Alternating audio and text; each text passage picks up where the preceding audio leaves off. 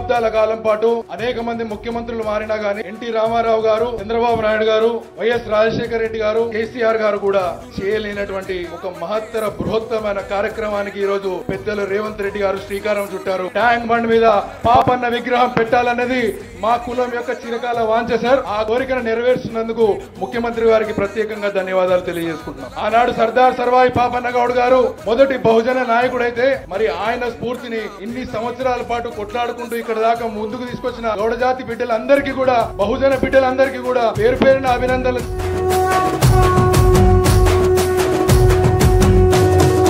మూడు రంగుల జెండా బట్టి సింగమోలే కదిలినాడు ఒక్కరో కాంగ్రెస్ సూర్యుడు, మన రేవంత్ అన్న నిగ్గదీసి అడిగే మునగాడు. వీడు భూమిన వానైతాడు, బీద సాదల ధైర్యం వీడు, దొంగ దొరల భరతం. మిత్రులు, BC corporation chairman Srikanth Goud గారు